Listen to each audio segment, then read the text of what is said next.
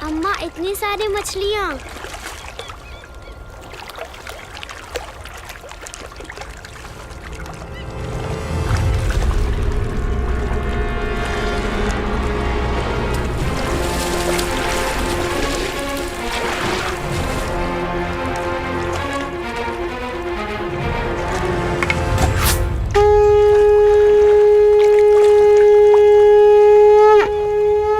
अजात शत्रु ने आक्रमण किया है।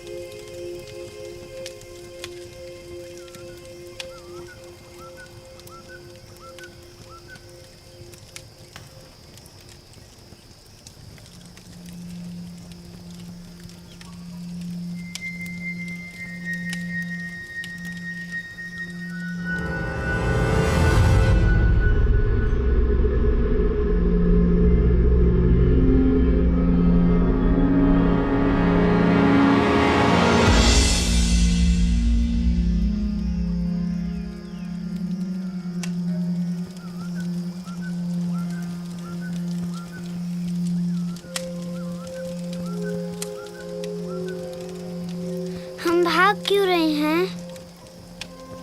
क्योंकि मैं तुझे जिंदा रखना चाहती हूँ। जिस दिन तू हथियार चलाना सीख जाएगी, उस दिन मुझसे यही सवाल पूछना। भूलना मत, हम भाग क्यों रहे हैं। हम कहाँ जाएंगे? जहाँ सर छिपाने की जगह मिल जाए, जहाँ सबकी धरती बराबर हो, सबका आसमान बराबर हो।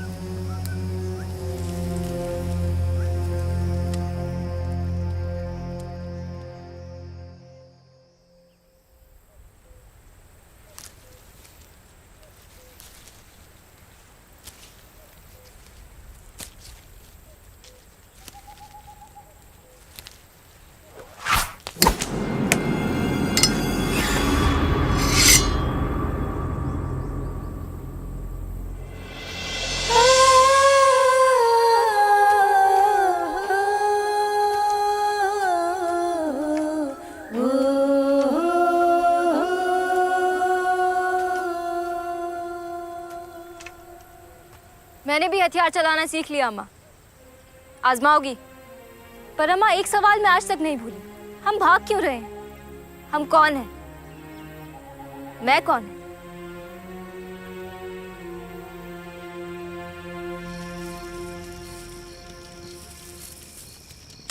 ये तो घास है। इसे मुंह में रख। अम्मा अगर उत्तर चाहती है तो इसे मुंह में रख।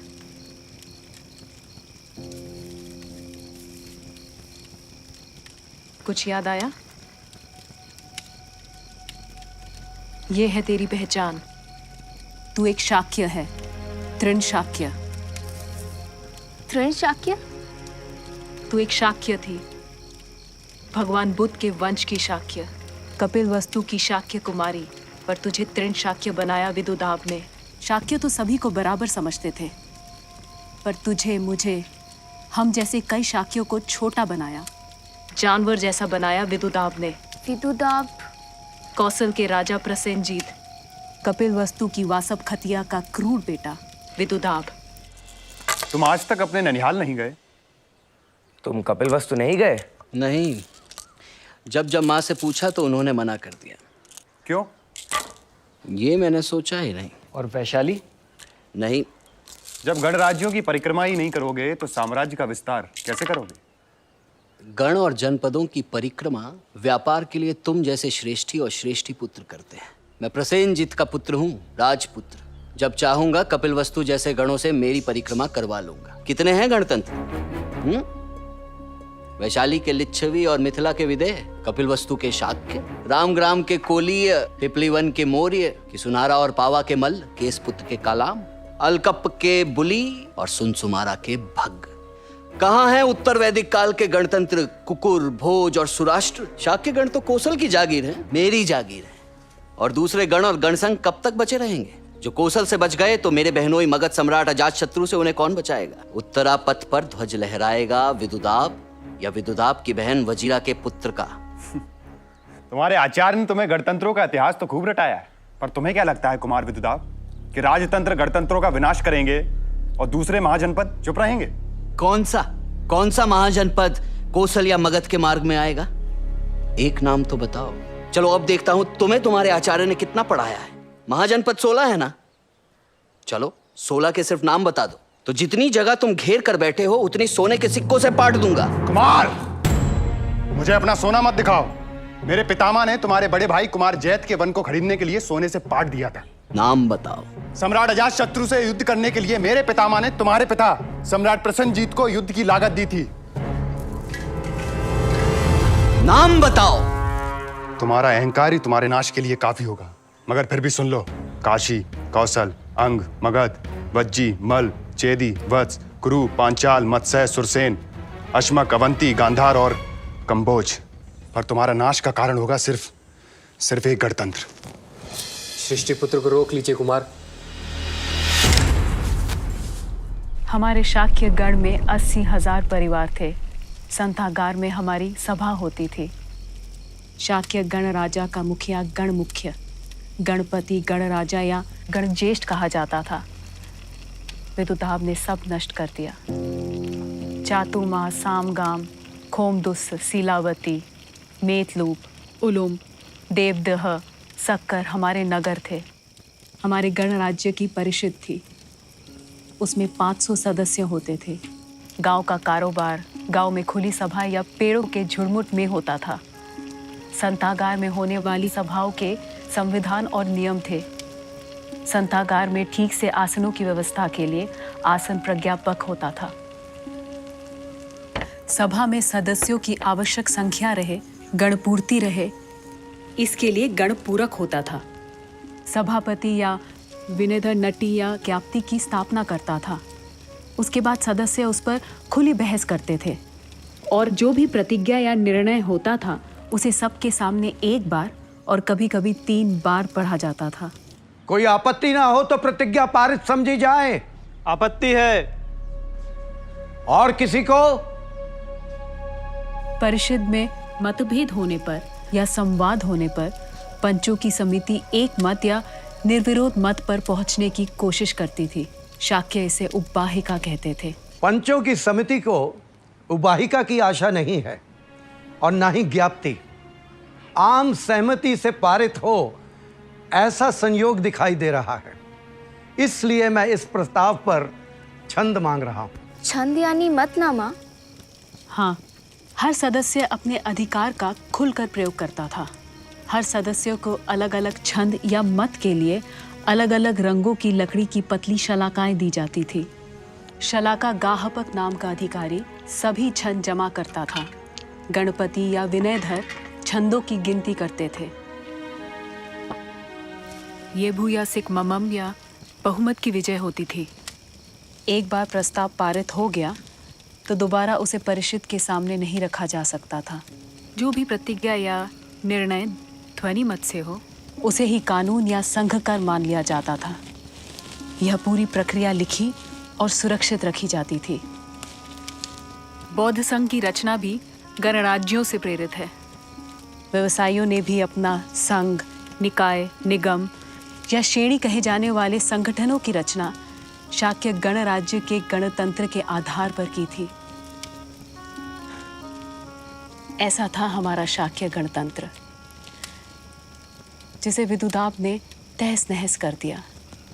वह दुष्ट यह नहीं समझ सका कि कपिल वस्तु के विनाश से मनुष्यता की गणतंत्र की आवाज नहीं थमेगी। वृषणी और अंधक गण संघ को मिटाने की जरासंध और कंस ने क्या क्या कोशिश नहीं की, पर गण संघ नहीं मिटे। वे बराबर लड़ते रहे अपनी पहचान के लिए। कोई आक्रांता गणतंत्र नहीं समाप्त कर सकता। काश वे समझ पाते कि मनुष्यता का इतिहास राजतंत्र से गणतंत्र की ओर बढ़ने का है। लेकिन अपने ही ननिहाल को नष्ट करने का कोई तो कारण रहा होगा माँ। कारण हो ना हो, मनुष्य कारण ढूंढ लेता है। भगवान बुद्ध और महावीर को मानने के कई कारण हैं, न मानने के भी कई कारण हैं। विदुदाब ने भी अपना कारण ढूंढ लिया। अपनी माँ वासव खतिया के न चाहने पर भी एक दिन विदुदाब अपने ननिहाल जा पहुंचा।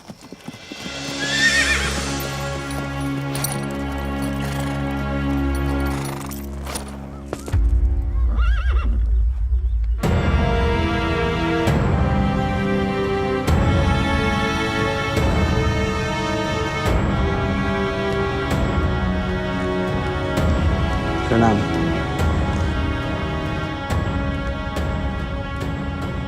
प्रणाम नाना। शाक्यगण में तुम्हारा स्वागत है बेटा। ये शाक्यगण राज्य का संथागार है।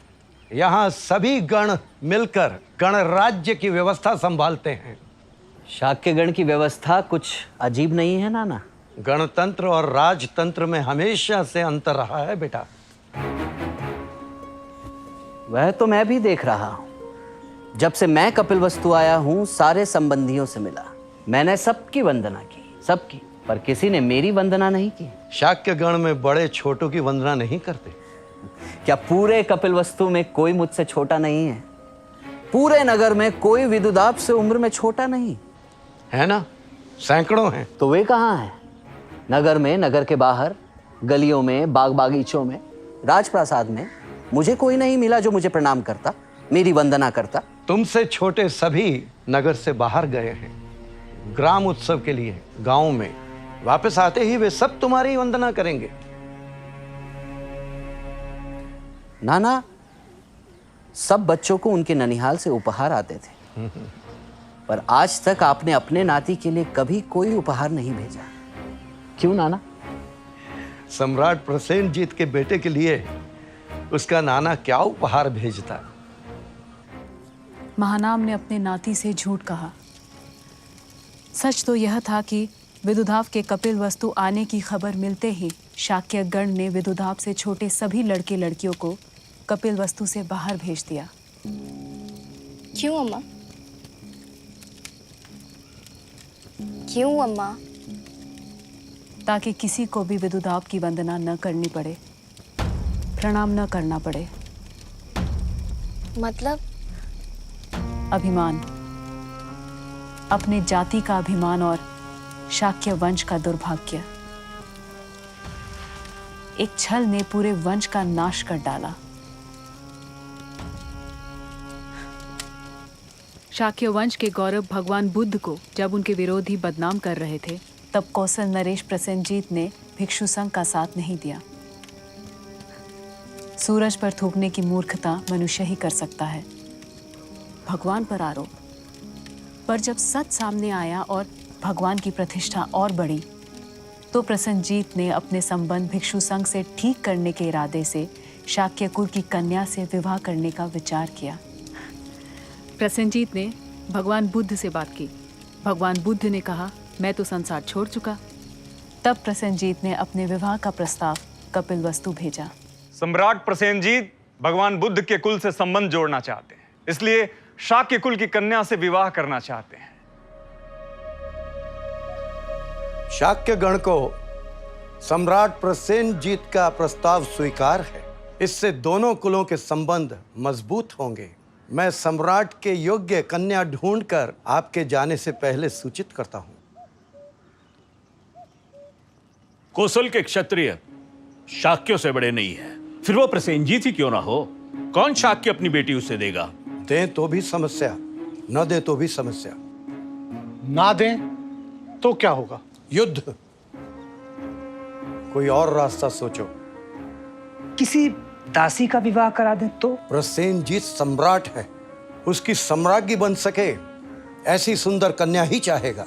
आपकी दासी की पुत्री वासव खत्या जैसी सुंदर कन्या पूरे कपिवस्तु में नहीं है। दासी से ही सही, आपकी बेटी है। संदेह करना राजा का स्वभाव और दूतों का कर्तव्य होता है।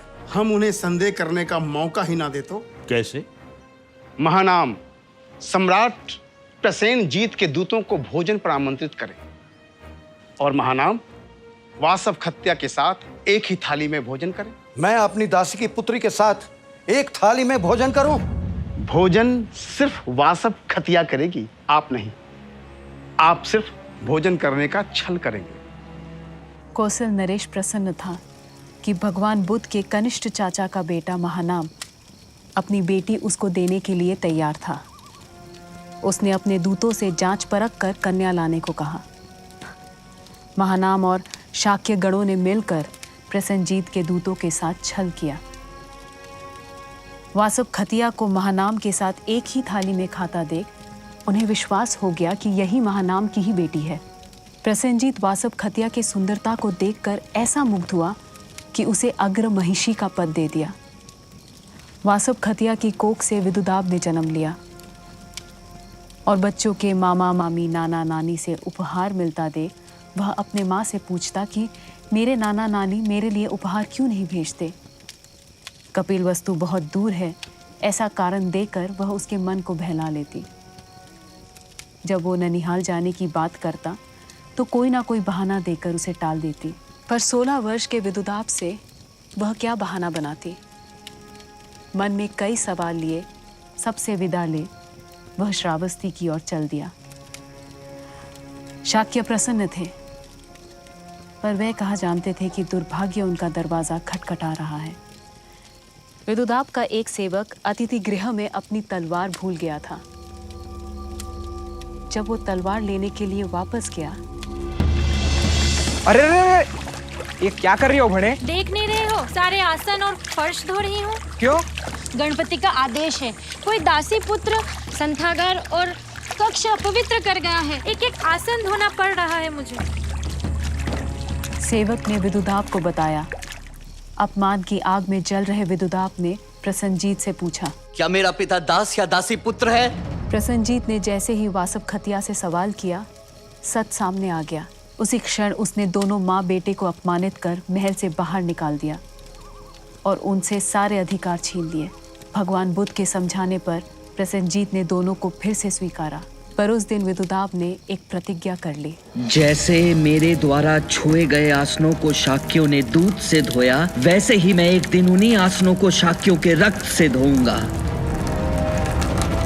प्रतिशोध की ज्वाला में जल रहे विदुदाब ने बरसों बाद पहले अपने पिता से अपमान का बदला लिया। उसने बूढ़े प्रसेनजीत को राज्य से विस्थापित कर दिया और कपिलवस्तु पर आक्रमण किया।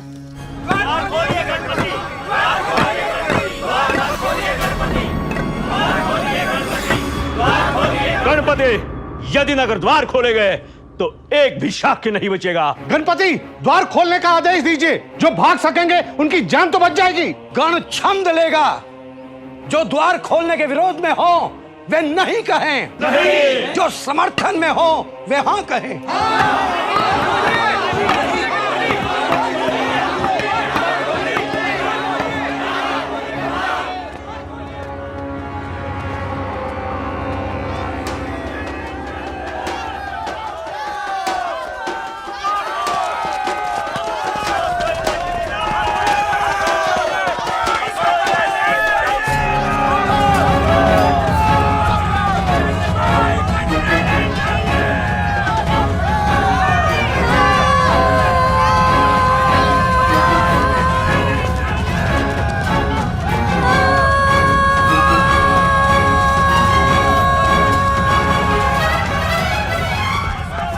नाम क्या है तेरा?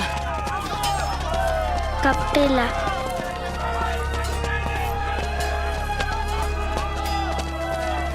इसे मुंह में रख। अब जब तक मैं ना बोलूं मुंह मत खोलना।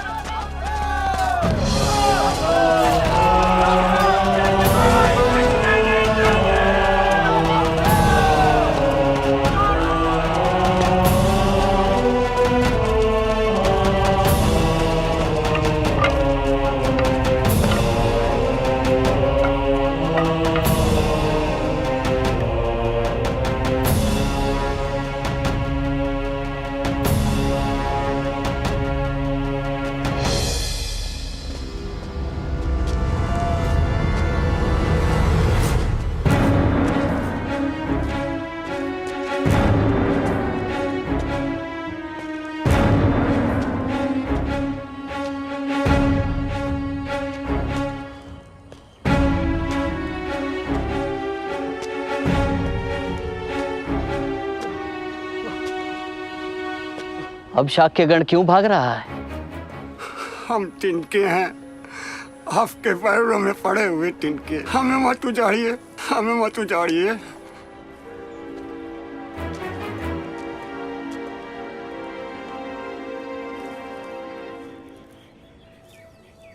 तू कौन है? तिनको। तुम शाक्य तिनके नहीं, जानवर हो। चबा कर दिखाओ तिनकों को।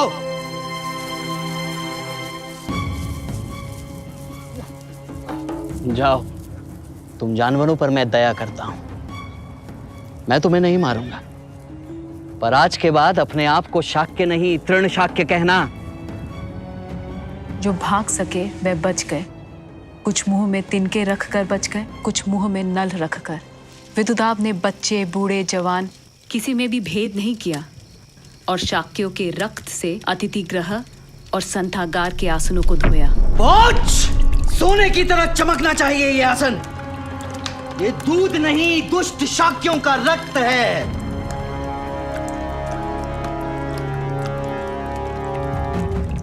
महानाम ने आत्महत्या की।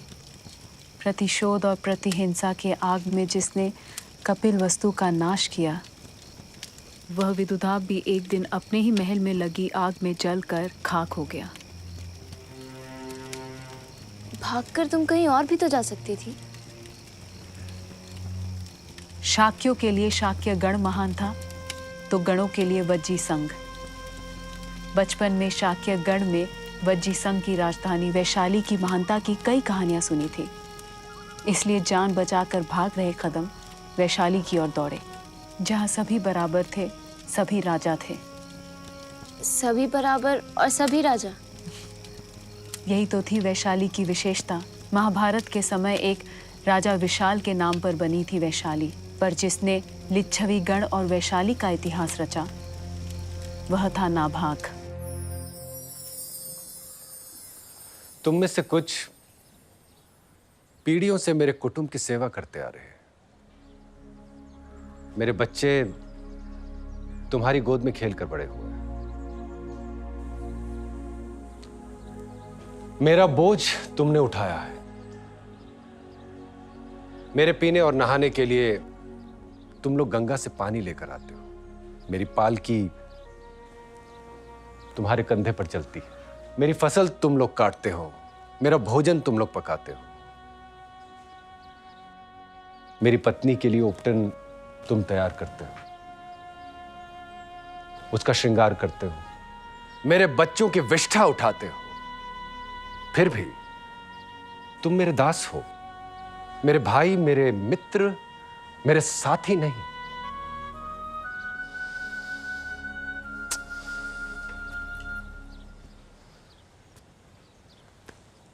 आज मैंने तुम्हें धन्यवाद कहने के लिए बुलाया। आज से कोई मेरा दास नहीं। इस घर में कोई छोटा कोई बड़ा नहीं। आज से तुम और मैं एक बराबर। दास और स्वामी बराबर कैसे हो सकते हैं राजा? होने चाहिए, होंगे। जो पीढ़ी दर पीढ़ी मेरे कुटुंब के दास रहे हैं वो आज से स्वतंत्र है। राजा, मेरे दादा परदादा सभी राज सेवा में रहे, मैं स्वतंत्र होकर करूंगा क्या? हमारे लिए तो जीना सेवा और मरना सेवा। पेट का गड्ढा भरना और तन ढकने के लिए स्वामियों के उतरे हुए कपड़े, इसी में खुश हैं हम।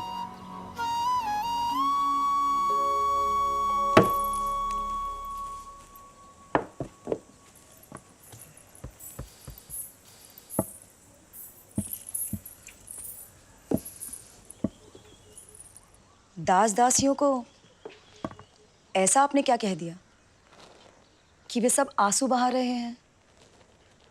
कोई गलती हुई उनसे? गलती हमसे हुई है। हम ना उन्हें शास्त्रों का अर्थ समझा सके, ना उनके अधिकारों की रक्षा कर सके। मतलब? वेदांत कहते हैं, याज्ञवल्क्य कहते हैं, जनक कहते हैं, ब्रह्म और उनका सारा ब्रह्मांड एक है। तो फिर मनुष्य एक क्यों नहीं? मनुष्य मनुष्य में भेद क्यों है? लिच्छवी मुझे बताएं कि मैं कौन हूं। तुम लिच्छवी गण के राजा हो, अधिराज हो, विराट हो, स्वराट हो, नभाग। मैं करता क्या हूं? आप शासन करते हैं, धर्म का पालन करते हैं और सभी से करवाते हैं। मुझ पर किसका शासन चलता है? धर्म का। क्या मैं धर्म हूं? नहीं। यदि मैं अपने धर्म का पालन नहीं करूं तो मुझे हटाने का कर्तव्य किसका? धर्म का। कहां है वह धर्म? धर्म सूत्रों में या वे जो धर्म को धारण करते हैं? वे जो धर्म को धारण करते हैं। क्या ऐसे लिच्छवी इस सभा में है, वैशाली में है? क्या वे इस सभा में हैं? क्या उनके पास मुझे हटाने का अधिकार है?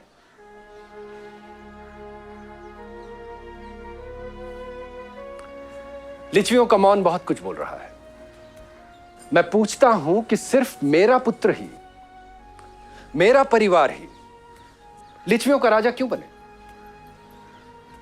यदि ईश्वर के सामने धर्म के शासन में हम सभी समान हैं, तो धर्म पालन करने और करवाने का अधिकार सिर्फ मेरे परिवार के पास ही सुरक्षित क्यों रहे? क्योंकि मैं दिव्य हूं? क्या सिर्फ मैं ही दिव्य हूं? क्या सिर्फ मैं ही महान हूं? क्या मेरे पहले कोई और महान नहीं था? मेरे बाद कोई महान नहीं होगा। महानता सिर्फ मेरे घर में ही पैदा होगी।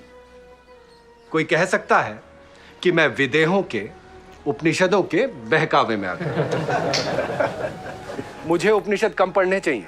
मैं पूछता हूं वैशाली के लिच्छवियों से कि यह धर्म पालन करने और पालन करवाने की योग्यता लिच्छवियों के किसी कुल में नहीं।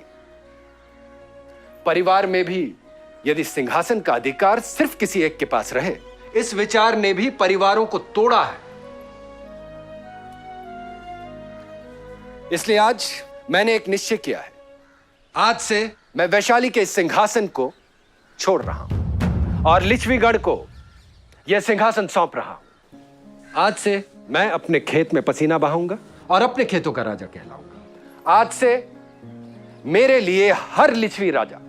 हर लिच्छवी राजा कैसे हो सकता है ज्येष्ठ? हर लिच्छवी कुल अपना कुल मुख्य चुने, वह कुल मुख्य राजा होगा। सभी राजा होंगे तो फिर शासन कौन करेगा विराट? गणपति। सभी कुल मुख्य मिलकर वैशाली का गण मुख्य या गणपति चुने। गणपति और सभी कुल मुख्य मिलकर उप गणपति, सेनापति, कोष का अधिकारी या भंडागारिक और महत्त का यानी गणदूत चुने। अधिराज, जो गणपति एक बार आसन पर बैठ गया वह फिर आसन छोड़ेगा क्यों? रामायण महाभारत आसन के कारण ही तो लिखे गए थे। जो एक बार गणपति चुन लिया गया वो सदा के लिए गणपति नहीं रहेगा। अर्थात लिच्छवी अपना गणपति बार बार चुने। वैशाली की पवित्र पुष्करणी के जल से गणपति का अभिषेक कर उसे लिच्छवी गणराज्य की जिम्मेदारी दे। सभी कुल मुख्य गणराज्य का हिस्सा हो, सभी बराबर हो। कोई गणपति गणराज्य से बड़ा नहीं होगा और गणपति को हटाने का कुल मुख्यों को अधिकार होगा। यहां हर कोई राजा होगा और कोई किसी का अनुयायी नहीं होगा। वैशाली में छोटे, बड़े और मंझले के सम्मान में कोई अंतर नहीं होगा। अब लिच्छवी यह तय करें कि वे वैशाली में कुलीन तंत्र चाहते हैं या गणराज्य, गणतंत्र। लिच्छवी गण अपने समय में सबसे ताकतवर गण था। मगध से स्वतंत्रता की रक्षा के लिए 8 कुलों ने मिलकर वज्जी संघ बनाया था, जिसमें लिच्छवी गण और विदेह भी था। इसमें लिच्छवी सबसे बड़ा कुल था। नाभाग ने मनुष्य की स्वतंत्रता के लिए जो स्वर उठाया था, उसकी रक्षा के लिए वैशाली ने हर कदम उठाया था, और इसका अनुभव शाक्य गण से भागी हुई मुझ जैसी स्त्री को भी हुआ था। ऐसा क्या हुआ था माँ? वैशाली में उस समय 7,707 राजा थे, 7,707 प्रासाद थे। भगवान बुद्ध जीवित थे। वज्जी संघ में विदुदाब के लिए क्रोध था और भागे हुए शाक्यों के लिए करुणा थी। इसलिए मुझे एक राजा के प्रासाद में दास कर मिल गया। एक दिन जब मैं अपने स्वामी पुत्र के कोठरी में गई, स्वामी, वहां रख दो। यहां आओ।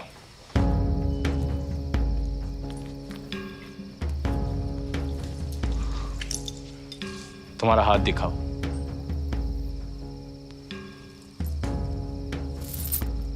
ये तुम्हारा पुरस्कार। तुम्हारे शाक्य गणराज्य में तो दासी स्वामी की संपत्ति होती थी ना। वासव खतिया महानाम की दासी की पुत्री थी ना।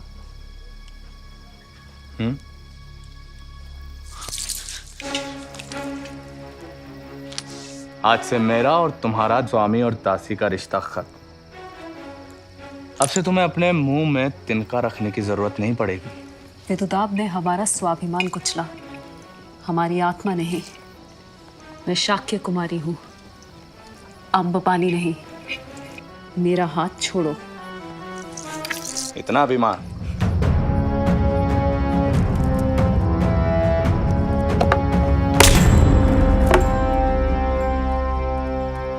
एक बार फिर से मैंने अपने आत्मसम्मान की रक्षा के लिए वैशाली से भागने की कोशिश की, पर दंडाधिकारियों द्वारा पकड़ी गई।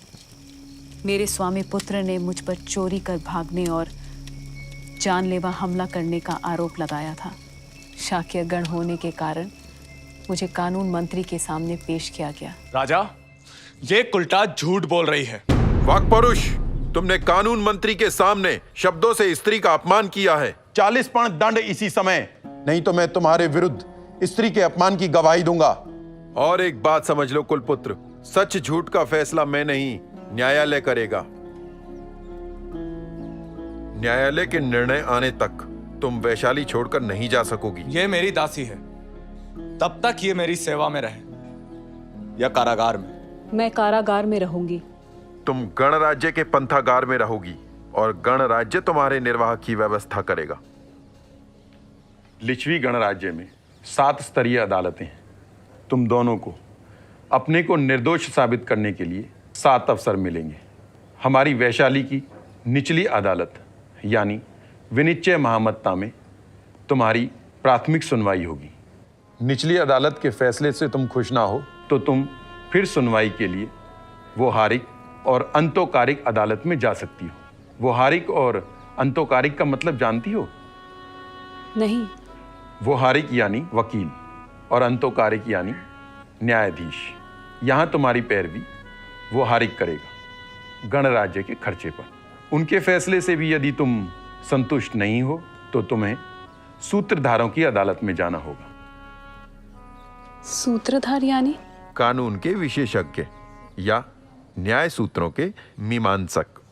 यहाँ भी मुझे न्याय नहीं मिला तो विज्जी संघ के अष्टकुलक यानी 8 कुलों के पंचों की समिति निर्णय करेगी। इन 4 अदालतों से भी तुम्हें न्याय नहीं मिला तो तुम सेनापति, उपराजा और राजा की अदालत में जा सकती हो। ये तीनों स्वतंत्र रूप से मामले की छानबीन करेंगे, पर राजा या गणपति का निर्णय अंतिम होगा। कोई भी अदालत तुम्हें निर्दोष घोषित कर सकती है, पर यदि इन सभी अदालतों ने तुम्हें दोषी पाया तो राजा तुम्हें हमारी पवेणी पोथक के आधार पर दंड देगा। पवेणी पोथक क्या होता है, सुना है तुमने शाक्यगण में? नहीं। ये पहले के मुकदमों के उदाहरणों की किताब है, जिसमें अपराध और उसके लिए दिए गए दंड का विस्तृत ब्यौरा होता है। तुम्हारे मुकदमे का ब्यौरा भी इसमें लिखा जाएगा। ये वैशाली है। यहां पर अम्बपाली की पालकी को भी कुलपुत्र और राजा सम्मान से कंधा देते हैं। यहां तुम सुरक्षित हो। वैशाली की न्याय व्यवस्था देख मैं हैरान थी। विनिश्चय महामत्ता में आरोप जमीन पर लिखा गया। बाद में उसकी शुद्ध प्रतिलिपि एक चादर पर बनाई गई। व्यवहारिक और अंतोवारिक की अदालत में बयान लकड़ी की काली तख्ती पर लिखा गया, फिर उसकी प्रतिलिपि बनाई गई। पहली बार मैंने अदालतों में वैशाली के संविधान के पुस्तक और नियमों की तालिका देखी। ताम्र पत्र पर लिखे नियम और कानून, पत्थरों पे खुदी तालिका। मैं 6 अदालतों में हारी। अब मेरी आखिरी उम्मीद गणपति या राजा की अंतिम अदालत थी। शाक्य कुमारी चारु संधि, वैशाली में सभी बराबर हैं। तुम्हें बैठने का अधिकार है।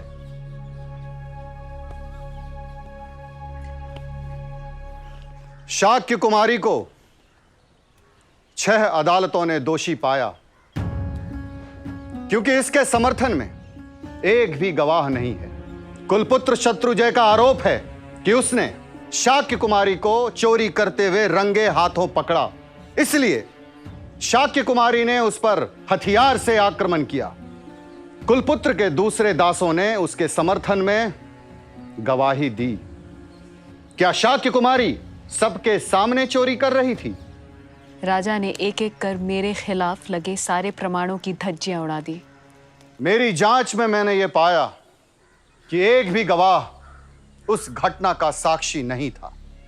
क्या वज्जी संघ को इस बात का आश्चर्य नहीं होता कि शाक्य कुमारी को वैशाली से भागने के कई अवसर थे, परंतु वह नहीं भागी।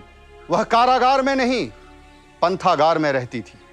मैंने भी उसे भागने के अवसर प्रदान किए, परंतु वह नहीं भागी, क्योंकि उसे वैशाली के गणतंत्र में विश्वास था। क्यों सारे निर्णय शाक्य कुमारी के विरुद्ध सिर्फ इसलिए लिए गए क्योंकि वो लिच्छवी गणराज्य या वज्जी संघ की नहीं, बल्कि वैशाली की एक साधारण सी दासी है, जो निर्बल है, लाचार है, निर्धन है। क्यों सारे निर्णय शाक्य कुमारी के विरुद्ध सिर्फ इसलिए लिए गए क्योंकि कुलपुत्र के पिता लिच्छवी गणराज्य की सेना के एवं विदेशों के मामलों की जानकारी रखने वाले 9 सदस्यों की समिति के सदस्य हैं। यदि ऐसा है तो यह उस सिद्धांत की हार है जिसके लिए हमारे पूर्वज नाभाग ने सिंहासन छोड़ा था। क्या एक दासी को अपने आत्मसम्मान की रक्षा करने का अधिकार नहीं? क्या एक दासी मनुष्य नहीं है? ये कैसी जाति बनाई है हमने जिसे हम दासी कहते हैं? स्त्री आपसे कोई विशेष अधिकार नहीं मांग रही, पर उससे अन्याय करने का किसी को भी अधिकार नहीं, किसी को भी अधिकार नहीं। मनुष्य जाति तब तक स्वतंत्र है जब तक स्त्री स्वतंत्र है। शाक्य कुमारी के पक्ष में एक भी साक्ष्य ना हो तो भी उसे संदेह का लाभ मिलना चाहिए। इसलिए मेरा पुत्र दोषी है गणपति।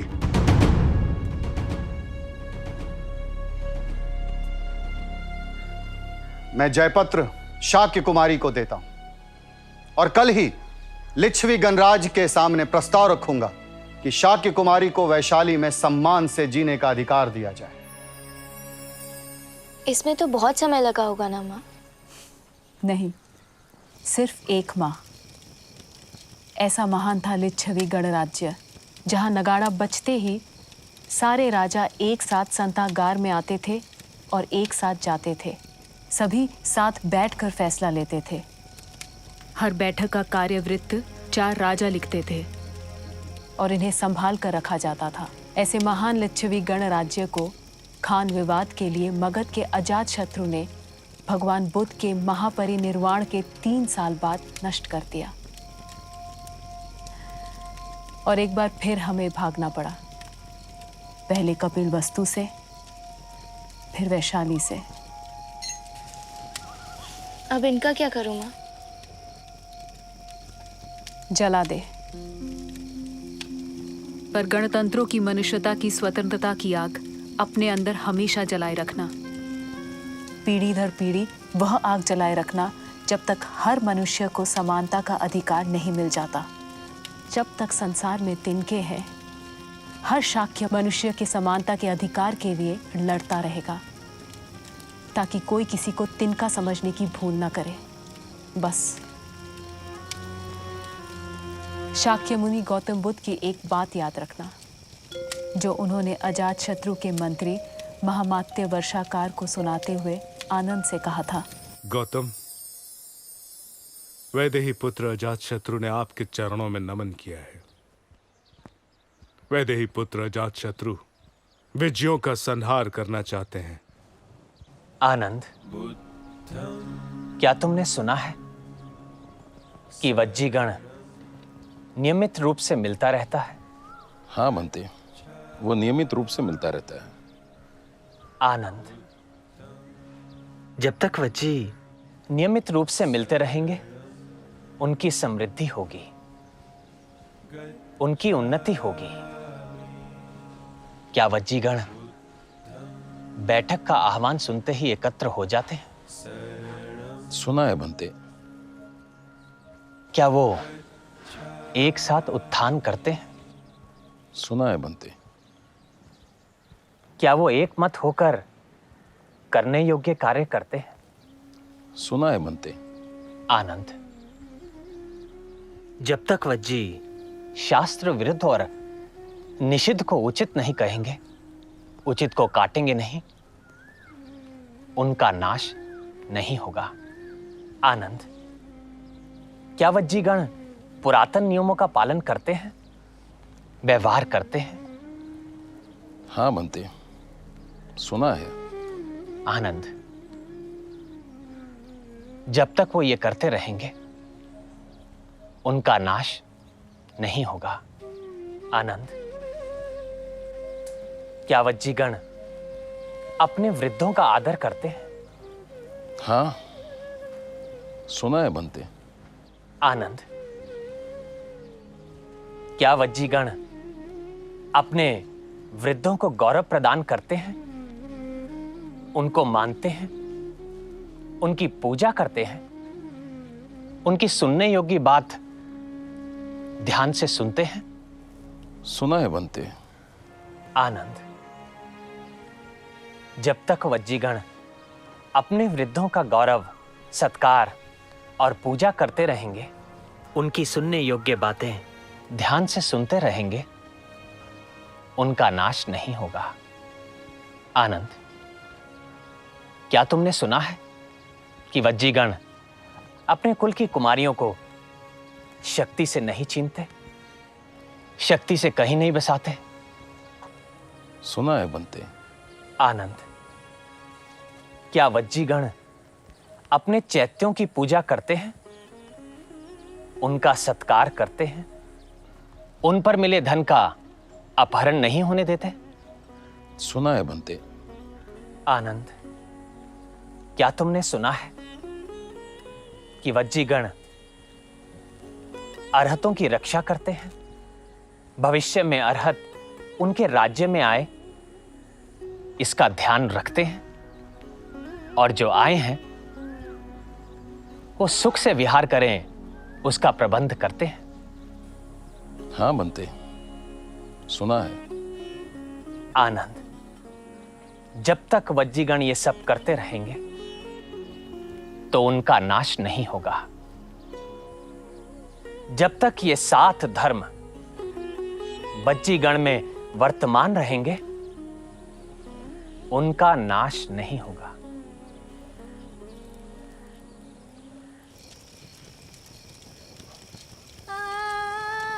मेरी बिटिया, जब तक तू यह बुद्ध वचन अपनी पीढ़ी को याद दिलाती रहेगी, संसार में गणतंत्र जिंदा रहेगा।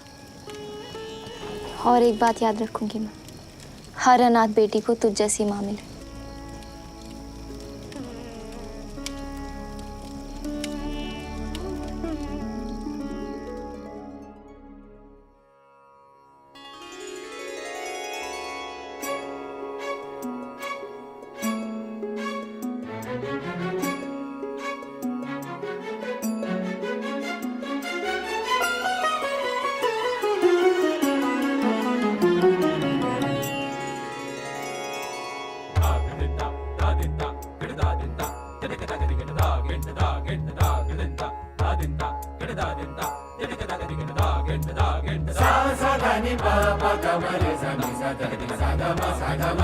Sa